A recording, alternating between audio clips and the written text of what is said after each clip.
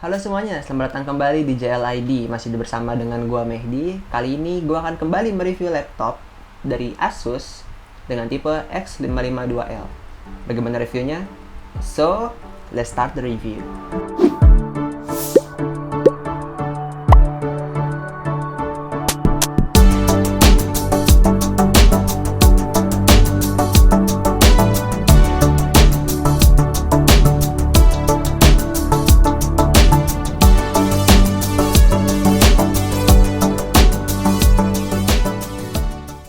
Ya, ini adalah Asus X552L. Mungkin laptop ini bisa gue rekomendasikan untuk teman-teman yang suka bermain game, tapi kelas menengah ya. Dan para editor-editor pemula, mungkin cocok juga menggunakan laptop ini. Nanti juga bakal kita tes performanya dan gamingnya. Tapi sebelum kita tes performanya dan gamingnya, kita bahas dulu dari sisi desainnya. Untuk material dari laptop ini, keseluruhan bodinya terbuat dari plastik. Dan yang kita review ini berwarna hitam. Sebenarnya ada satu lagi warnanya yang bodinya itu back covernya berwarna silver, dalamnya berwarna hitam. Cuma yang kita dapat ini berwarna hitam semua. Dan seperti biasa, di bagian depannya terdapat logo Asus. Untuk bagian dimensinya, laptop mini memiliki layar sebesar 15,6 inci berdimensi 38 x 2,51 x 2,48 cm dengan berat 2,3 kg, yang menurut gua untuk laptop berukuran 15 inci berat 2,3 kg itu nggak berat-berat banget lah, masih termasuk ringan. Dan kalau dibawa untuk mobilitas kemana-mana masih oke sih, nggak terlalu berat-berat banget gitu. Masuk ke bagian displaynya, display dari laptop ini seperti yang tadi udah gue sebutin berukuran 15,6 inci beresolusi 16:9 1366 x 768 pixel. Untuk layarnya sih sebenarnya biasa-biasa aja ya, nggak ada fitur spesial dan belum dilapisi anti glare.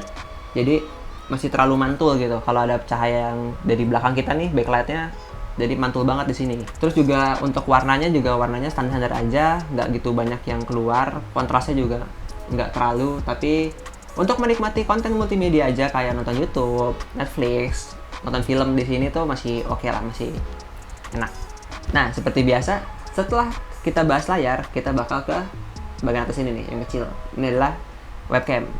Webcamnya ya seperti biasa, VGA. Cuma 0,9 megapiksel, tapi sudah beresolusi 720. 720-nya kayak gimana? Nih, footage-nya gue kasih.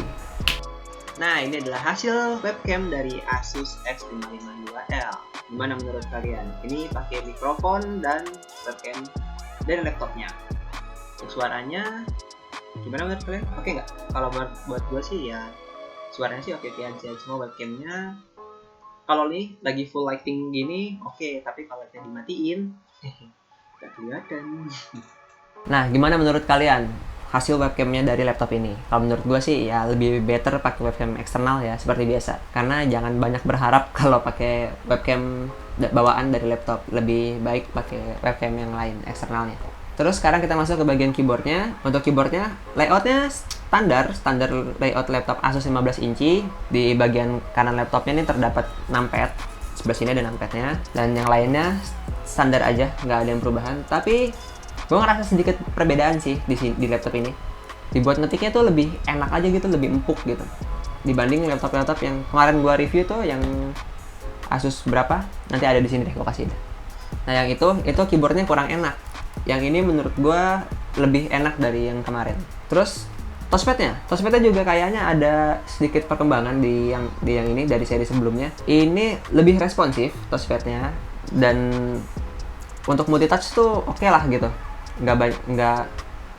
Nggak bikin kayak kemarin yang gue gerakin aja tuh malah ngaco kemana-mana. Cuma tetap gue bermasalah bagian klik kiri dan klik kanannya. Dari gue klik kiri dan klik kanannya tuh agak sulit tuh, aja susah.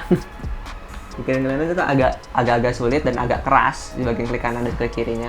Atau mungkin ini gara-gara laptop bekas ya, gue juga kurang tahu. Tapi biasanya yang gue rasain dari teman-teman gue yang pakai laptop Asus, terus touchpadnya modelannya kayak gini yang nyambung, tombol fisik kliknya itu juga nyambung, itu emang agak susah dipakainya. Jadi lebih better pakai mouse aja. Itu kalau gue ya. Tapi kalau menurut kalian ada yang pakai laptop ini dan touchpadnya fine aja, boleh komen di bawah. Next, kita masuk ke bagian spesifikasi. Spesifikasi dari laptop ini dilengkapi dengan prosesor Intel Core i5 Haswell 4200U dengan RAM 4GB DDR3L. RAM-nya ini juga udah dual slot, jadi bisa kalian tambah. Kalau gue sih minimal 8GB ya RAM-nya, 4GB tuh menurut gue masih kurang gitu. Itu juga sudah dilengkapi dengan grafik Intel HD Graphic dan tambahan Nvidia GeForce GT 820M 2GB dengan storage hard disk 500GB. Ini juga ada yang 1TB-nya, cuma yang kita dapat ini 500GB. Dan juga sudah menggunakan Windows 10 dan konektivitas Wi-Fi integrated dan Bluetooth versi 4. Nah, tadi kan udah gue sebutin nih, ada Nvidia-nya. Karena ada Nvidia-nya, mari kita tes performanya. Untuk tes performanya, yang pertama akan gue gunakan Cinebench R20. Bagaimana performanya dan hasilnya di sini hasilnya akan gue tunjukin. Nah, itu hasil dari Cinebench R20. Dan yang udah gue tes lagi, sebenarnya udah ada tes renderingnya. Menggunakan Fitmax Rendering Test dari Anjas Maradita. Filenya itu XAVCS 4K. Ternyata rendering di sini nggak kuat. Itu mungkin itu karena RAM-nya kali ya, 4GB. Mungkin rekomendasi RAM-nya itu 8GB. Tapi udah buat tes untuk editing standar aja, cutting, efek dikit-dikit tipis-tipis, itu bisa kok di sini. Tapi ya rekomendasinya itu RAM-nya 8GB. Jadi untuk tes renderingnya nggak gua tampilin footage-nya karena kemarin error not responding. Next, karena tadi udah tes performa, sekarang bakal kita tes gaming. Karena ini pasti banyak yang nanyain mana tes gamingnya, katanya tetap bisa buat main game. Ini bakal gua tes gaming. Yang pertama, gue akan tes game Valorant, mewakilkan game FPS yang lain ya, karena Valorant yang lagi hype sekarang banyak dimainin. Untuk Valorant, ini sambil tampilin footage-nya. Nah, untuk main Valorant, gue nyoba main, masih lumayan smooth, masih lumayan enak, tapi semuanya low. Dan FPS-nya masih ada di 60 ke atas lah, masih aman lah, masih playable gitu. Masih cukup enak untuk main Valorant. Dan yang kedua, gue akan tes main Genshin Impact. Ini juga game kan lagi rame banget nih, dicoba game di mana-mana. Karena gamenya itu close platform dari PS4, terus ada Android, iOS, sama Windows. Gua coba main di sini. Tapi karena spesifikasi gamenya ini minimum requirement-nya agak tinggi, jadi ya nggak bisa main di sini. Tapi ntar ini akan gue tampilin juga footage-nya pas main Genshin Impact di sini. Itu menurut gue nggak playable sih. Itu juga semua udah gue coba di low sama di preset 30 fps, ya kurang playable lah. Tapi setelah tadi gue coba Valorant, berarti game-game yang setara Valorant atau di bawahnya kayak Point Blank, CSGO itu mungkin masih playable di sini.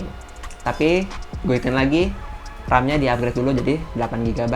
Oke, sekarang kita masuk ke bagian baterainya. Baterai dari laptop ini memiliki daya sebesar 4 sel 37 Wh dengan charger sebesar 45 Watt. Ya, untuk kegunaan sehari-hari dengan daya 37 Wh cukup lah. Cukup main awet sekitar 1,5 sampai 2 jam itu masih bisa untuk penggunaan browsing standar aja. Tapi kalau untuk konten multimedia mungkin agak lebih cepat boros aja sih. Tapi untuk penggunaan untuk laptop 15 inci dengan daya segitu itu udah cukup banget. Untuk bagian port I/O dari laptop ini, di bagian sebelah kanannya terdapat charger, HDMI, port RJ45, USB 3.0, dan audio combo jack. Dan di sebelah kirinya hanya terdapat DVD remaja. Di bagian depannya juga terdapat 3-in-1 SD card reader. Audio dari laptop ini dilengkapi dengan built-in speaker dan mikrofon, serta dilengkapi dengan teknologi Asus Sonic Master. Ini tadinya mau gue tes audionya, cuma karena speakernya pecah, jadi ya gak enak lah dibuat didengerin kalau speakernya pecah, jadi audionya nggak gue tes. Tapi kalian tau lah audio Sonic Master kayak gimana kan? Nah, sekarang kita masuk ke bagian paling penting dari review yang pasti kalian tunggu-tunggu dan banyak kalian pertanyakan. Berapa sih harga laptop ini? Harga laptop ini, harga bekasnya berkisaran sekitar 3 jutaan. Tergantung kondisi yang kalian dapat. Karena ini juga ada yang Core i3, Core i5, dan i7. Yang kita review ini Core i5. Ada yang bukan, kalau misalkan dapatnya yang Core i7 pasti harganya berbeda. Dan juga tergantung ke kondisinya. Karena ini laptop bekas, pasti kalian juga harus cek dulu dengan benar sesuai nggak harga yang kalian beli dan barang yang kalian dapat. Seperti itu. Oke, sekarang kita masuk ke bagian kesimpulan. Kesimpulan dari review laptop ini bisa gue rekomendasikan untuk teman-teman yang mau upgrade laptop yang tadinya nggak ada VGA-nya, jadi ada VGA-nya. Ini cocok banget. Karena ya tadi VGA-nya itu bisa dipakai buat main game, untuk editing ringan pun juga bisa. Dan layarnya yang 15,6 inci cukup luas untuk menikmati konten-konten multimedia di YouTube atau Netflix. Jadi buat teman-teman yang suka nonton film juga bisa gue rekomendasikan untuk laptop ini. Dan kurangnya sih cuma menurut gue ya, kurangnya tuh cuma di touchpadnya aja. Untuk sensitivitasnya udah oke, udah enak banget. Cuma gue masih bermasalah sama tombol kliknya aja sih. Klik kiri dan kanannya tuh agak keras dan ya kadang suka nggak keklik. Itu aja sih. Jadi menurut kalian gimana untuk laptop ini? Boleh komentar di bawah. Dan mungkin ada yang menggunakan laptop ini juga. Ya pengalamannya gimana? Boleh tuliskan juga di bawah, mungkin ada plus minusnya yang belum gue kasih tahu ke kalian. Oke, sekian aja review dari gue hari ini mengenai laptop Asus X55 Dual ini. Menurut kalian gimana? Boleh komentar juga di bawah. Dan kalau kalian suka dengan video ini, klik tombol like. Kalau nggak suka ya dislike aja. Jangan lupa juga di subscribe dan nyalain logo loncengnya biar selalu dapat update notifikasi video-video terbaru dari channel JLID. Dan ya, gue Mehdi. Goodbye.